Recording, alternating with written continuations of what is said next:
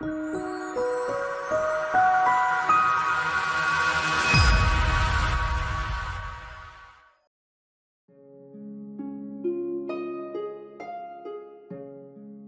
શ્રી કૃષ્ણ આંટી. પણ મને તારી ઓળખાણ ના પડી. ક્યાંથી પડે ઓળખાણ? તમે જે રહેવાય અને 2 દિવસ જ થયા છે અને હું તમારી પડોશમાં જ રહું છું. મારું નામ છે મેહુલ અને મારા પપ્પાનું નામ છે નટવરભાઈ. ઓહ, એવું છે. વહુ બેટા, પાણી લાવ તો. સારું બેટા, શું કામ આવ્યો છે? ના આંટી, એવું તો કઈ હતું નહીં. આ તો મેં કીધું તમે નવા નવા આવ્યો છો તો મળતો આવું ને કઈ કામકાજ હોય તો પૂછતો આવું.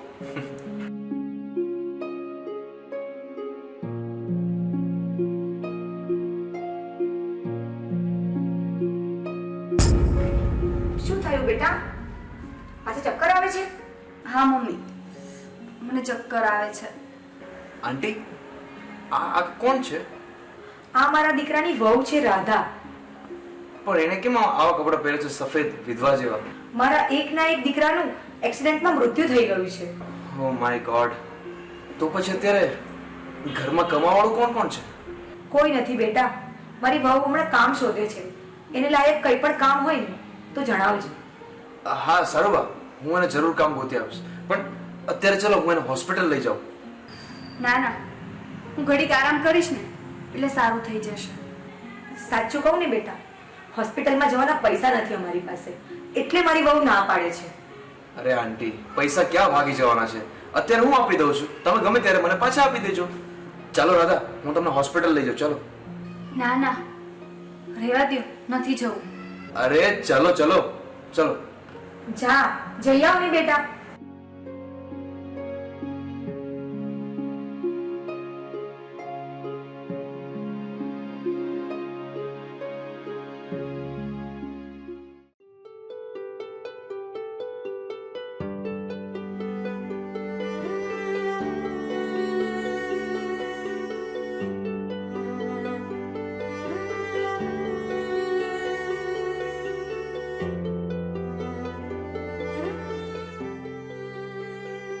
કેમ, શું થયું?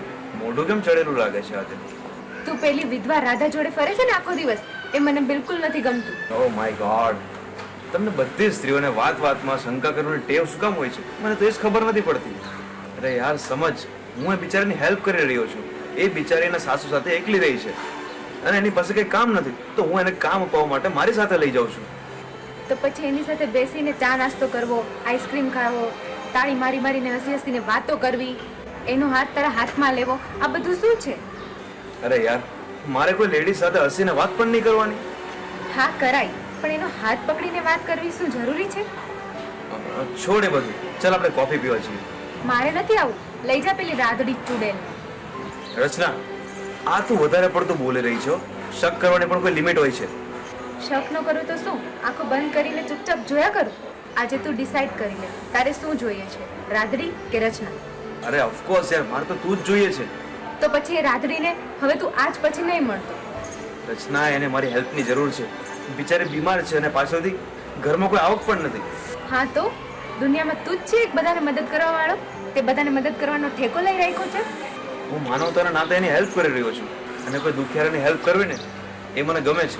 તું માનવતાના નાતે નહીં, રાધા તને ગમે છે ને એટલે તું એની હેલ્પ કરી રહ્યો છે.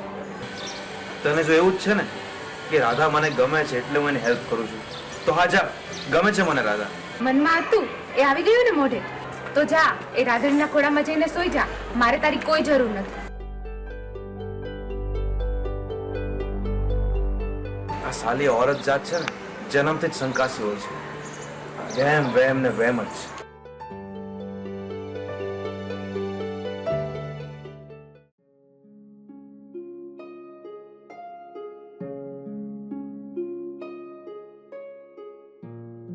જય શ્રી કૃષ્ણ આંટી.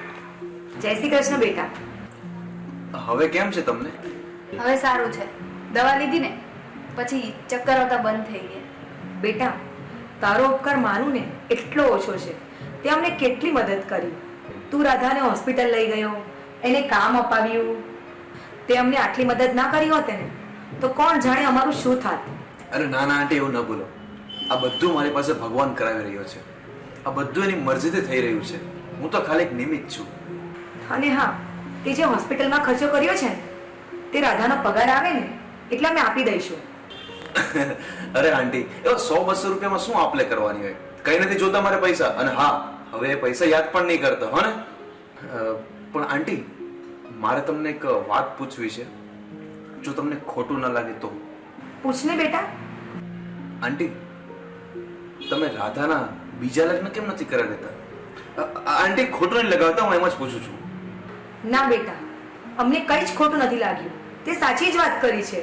અને મારા ગયા પછી રાધાનો કોઈ સહારો નહીં રહે. એ એકલી પડી જશે. હું પણ એને સમજાવું જ છું કે તું લગ્ન કરી લે, પણ એ માનતી નથી. મારું તો મન જ ઉઠી ગયું છે આ સંસારમાંથી. ફરીથી ઘર વસાવવાની કોઈ ઈચ્છા નથી થતી. પલભરના લગ્નથી જો એ સફળ ન જાય ને તો મારું હૃદય કંપી જાય છે. જમતી વખતે થાળીમાં ન ભાવતી કોઈ વસ્તુ આવી જાય તો એનો મતલબ શું એમ થાય કે હંમેશા માટે ખાવાનું બંધ કરી દેવાનું? બેટા, તું જેને સમજાવ ને કે ફરીથી લગ્ન કરી લે અને એનું ઘર વસાવી લે. હા આંટી, હું રાધાને સમજાવીશ અને લગ્ન માટે તૈયાર પણ કરાવીશ. પણ આંટી, એ બધી પછી વાત. મારે ઓફિસ જવાનું મોડું થાય છે, હું જાઉં છું. હા બેટા. હા બેટા, મેહુલ સાચું જ કહે છે. તારી સામે આખી જિંદગી પડી છે અને તારે બીજા લગ્ન કરી જ લેવા જોઈએ. જો તું બીજા લગ્ન કરી લે અને તને સાચો જીવનસાથી મળે ને તો તારી જિંદગી તને સ્વર્ગ જેવી લાગે અને જીવવાનું પણ ગમે.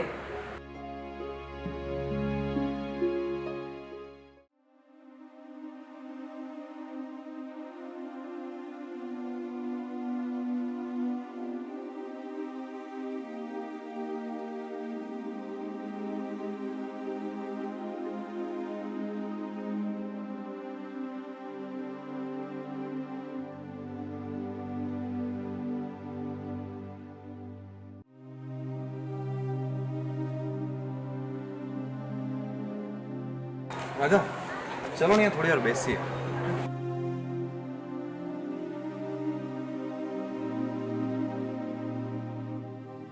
આમે મોડું થઈ ગયું છે. મારે ઘરે બહુ કામ પડ્યું છે બાકી.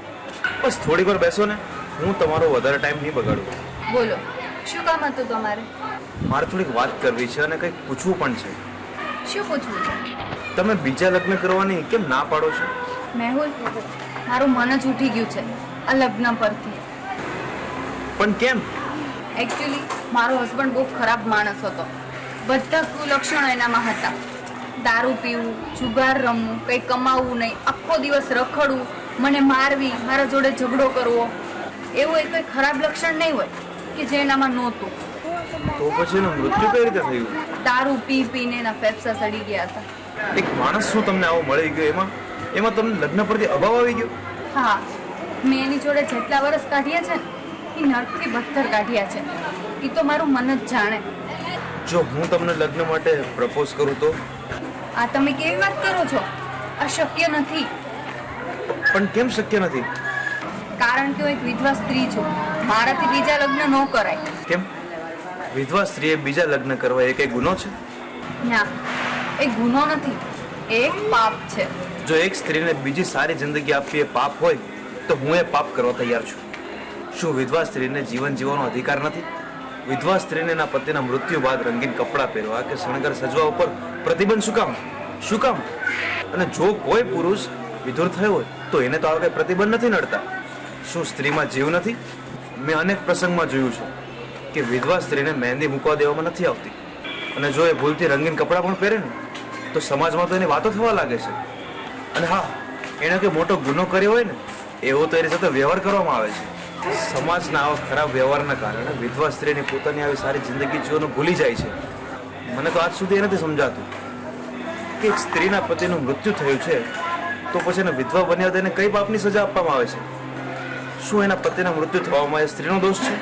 આપણા દેશમાં આ દેવી માતાજીઓની તો પૂજા કરવામાં આવે છે અને બીજી બાજુ વિધવા વહુ દીકરીના જીવન જીવન અધિકારમાં પ્રતિબંધ લગાવવામાં આવે છે. આ બધું જ ખોટું છે. મને આ બધી વસ્તુ પર બહુ જ ચીડ છે. તમારી વાત સાચી છે, પણ મારા લગ્નનો નિર્ણય મારા સાસુ લેશે. એ જેમ કહેશે ને એમ જ હું કરીશ.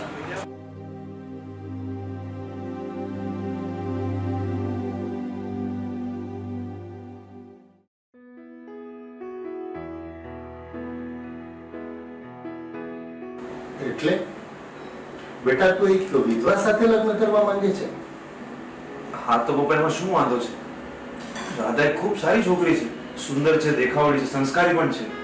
પણ બેટા લોકો શું કહેશે કે મેહુલને કોઈ છોકરી નહોતી મળતી એટલે એણે વિધવા સાથે લગ્ન કર્યા? પણ પપ્પા લોકો શું કહે છે એ તમે શું કામ વિચારો છો? આપણે કંઈ પણ કરશું ને તો લોકો તો બોલવાના જ છે. આપણે શું કરવું છે ને એ આપણે વિચારવાનું છે. એક વિધવાનો સહારો બનવો ને પપ્પા બહુ પુણ્યનું કામ છે. એને એક સહારો મળશે, સારી એવી જિંદગી મળશે. ઠીક છે બેટા, તારી જો આજ ઈચ્છા હોય ને તો મને કઈ વાંધો નથી. હું આજે જ કમળાબેન પાસે જાઉં છું અને એમના કાને વાત નાખું છું. થેન્ક યુ પપ્પા, થેન્ક યુ.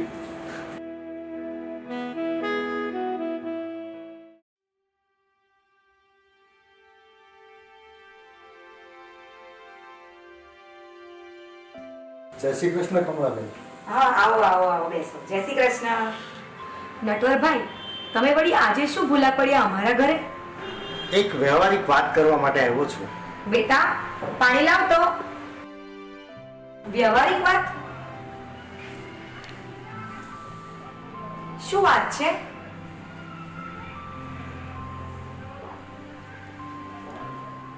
બેટા તું પણ બેસે.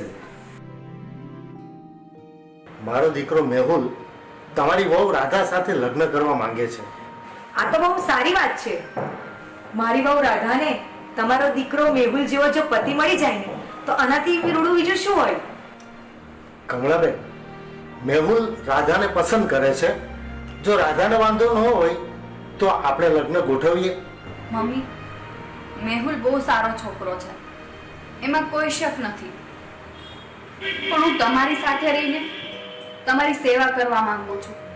અને આમ પણ બીજા લગ્ન કરી મને ઘર વસાવવાનો કોઈ શોખ નથી. બેટા મારી તો હવે ઉંમર થઈ ગઈ અને હું તો રહ્યું ખર્યું પાન. કાલે ઉઠીને હું રહું ના રહું પછી તારું કોણ? અને તારી પાછળ તો આખી જિંદગી પડી છે. કેવી રીતે વિતાવીશું તારી જિંદગી? કમળાબેન સાચું કહે છે રાધા બેટા. અને આમે આ દુનિયામાં એકલી સ્ત્રીને જીવન વિતાવવું બહુ કઠિન છે. આ જાલિમ દુનિયા તમને ક્યારે ચેનથી જીવવા નહીં દે. અને જો તને તારા સાસુની ચિંતા હોય તો એ ચિંતા નહીં કરતી. એમને આપણે એકલા નહીં મૂકીએ. કમળાબેન પણ આપણી સાથે જ રહેશે. ઠીક છે, તમે લોકો બધા કયો છો તો હું લગ્ન કરવા તૈયાર છું. બેટા તે આજે મારા મન પરથી ભાર ઉતારી દીધો. આજે મને ખૂબ શાંતિ થઈ. સારું કમળાબેન, હું જાઉં છું. હવે મુહૂર્ત જોડાવી અને ક્યારે લગ્નનું ગોઠવાય એ હું તમને જણાવું છું. ભલે. ચાલો, જય શ્રી જય શ્રી કૃષ્ણ.